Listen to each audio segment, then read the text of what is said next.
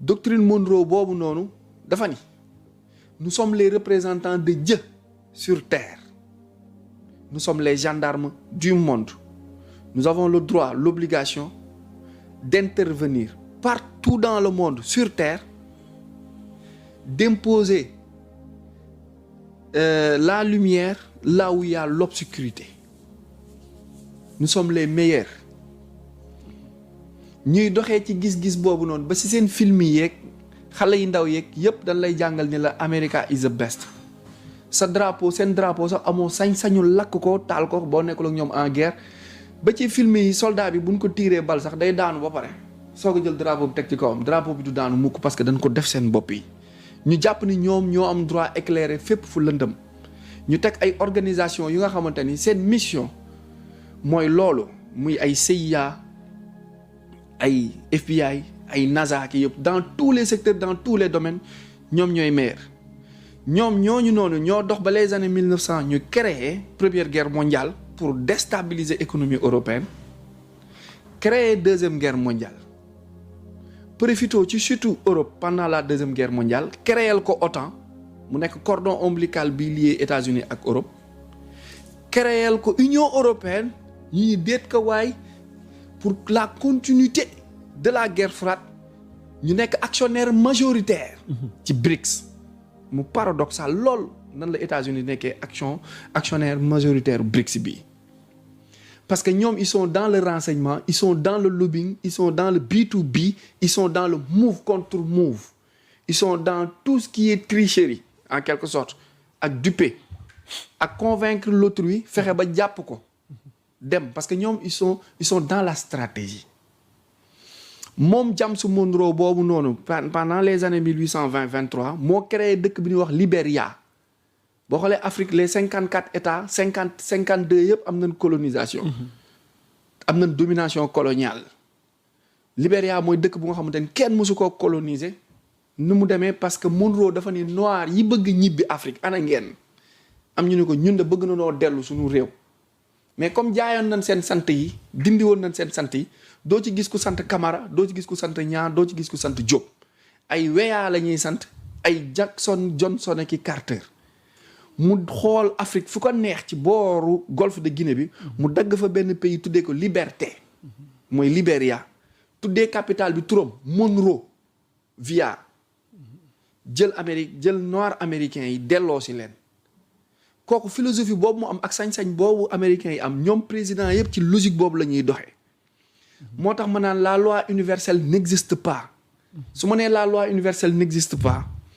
daf ci am lu nga xamante ne mën nanoo jàpp ni foo dem noonu lay doxee fekk doxewul noonu exemple bi ma joxe woon la fois passée mooy am na dëkk yooyu dem dans les Baltes Tchétchène et autres foofu booy wax waaw ñun fii bu ñuy wax waaw yaa Moussa nii la ñuy def ñooñ foofu booy wax waaw nii ngay def sens opposé bi ngay def comme booy wax déedéet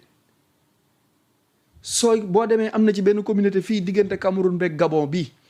sooy jënd amoo droit nit ki ngay jaay amoo droit compter xaalis bi nga koy jox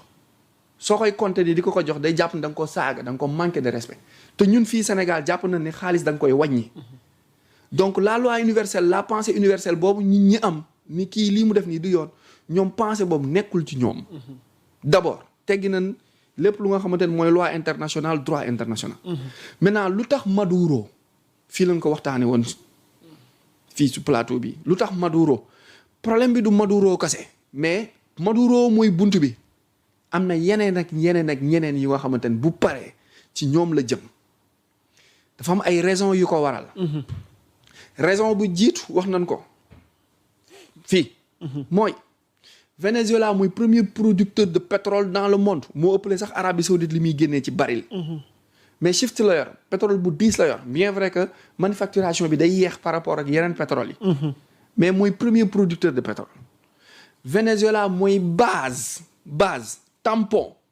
tampon wu lépp luy narcotrafiquant lépp luy ñaawteef sinébar posonu yaram nit li américains yi di tox ba am sañ-sañu jël fetal dugg ci benn école tirer pistolet fetal dëkk bi ñëpp la leen koy defloo lan ñuy tox Venezuela lay jóge la ñuy naan ba am sañ-sañu jël fetal taxaw rey dëkkum lëm Venezuela la jóge drogue ak yamba ak lépp lu nga xamante ni sinébar la ci àdduna bi foofay base ba de 3 moom Maduro dafa bokkoon ci ñi immiscé ci élection 2019-2020 bi amoon États-Unis ba ñu coup d'état Trump finalement ñu renversé Biden ci discrétion te kenn yëgu ko moo tax ma naan Biden n'a jamais dirigé les États-Unis Amérique boo ingéré ci seen politique intérieure haute trahison lan lay attee dafa amoon machine yu tudd Dominion yu nga xamante ni day servir à voler les élections américaines de 2019-2020 yi Biden defoon truqué bi pour jële fi Trump ci distance bu gàtt boobu noonu le temps que muy ñëwaat di sous la loi martiale Maduro dafa bokkoon ci pièce maîtresse yi nga xamante ni ñoom ñoo doon lobbying loolu pour mu wàcc mais paradoxalement Russie di allié Venezuela Trump jàpp Maduro Poutine waxu ci parce que Trump dafa régler problème mu Poutine avant en aparté fële Alaska ñu waxtaan ci problème mu àdduna bi mu waxtaan ak Xi Jinping bu Chine waxtaan ak Modi bu Inde waxtaan ak Kim bu Corée du Nord moo tax doo leen dégg ci coow lii nii Maduro va être seul dans son sort là seul ñi muy xalaat ñoo ñëpp kenn du ko ci fekk si lu tax duñ ko ci fekk si mais est-ce ba tey est-ce une raison tey Trump am sañ-sañ gi mu am yow sa naataango chef d'État oui moi je dis que il a raison nga dem biir dëkkam jàpp ko jiital ko alors tey attee ko sa dëkk yow tu ne penses pas comme d'autres penseurs yi ñaawlu acte bi mais yow nga jàpp ni Trump a bel et bien raison il a raison de s'ingérer de s'immiscer oui. d'infiltrer tey jii nii de pénétrer un territoire jàpp kilifa ga jàpp soxnaam yenu yóbbu ba pare dëkk atte ko ca dëkkam pour tëj ko ci kaso bi après mais loolu nga ne il a raison droit bi mu am sañ-sañ bi mu am moom laa la doon limal moom laa lay waajal limal ni adduna bi dafa dox ci benn logique bu nga xamante ni mën naa ni depuis plus de 2000 ans voire boo xoolee récemment sax mi ngi daw depuis 2016 la troisième guerre mondiale devrait être actée ça devrait être une guerre nucléaire looloo nekkoon seen programme décimer la population en quelque sorte ñu échoué attrapé wu ci Covid bi mu échoué Maduro bokk ci acteurs yooyu noonu doon dox ak doon alimenter cette guerre crime contre l'humanité parce que pétrole Venezuela bi mooy alimenter le lobbying international bii xeex njub bi ci kaw àdduna bi. kon que Amérique pétrole gee ko tax a jóg.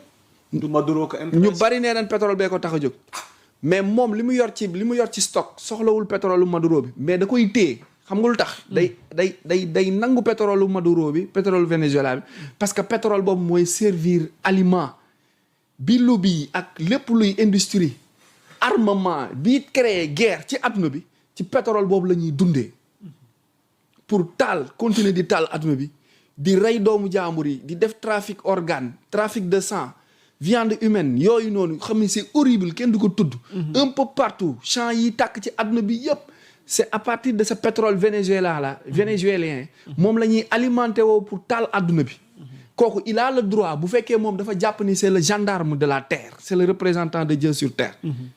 moom il a le droit d'arrêter là ce mal bi nga xamante ni mooy alimenter tout ce qui est mauvais dans le monde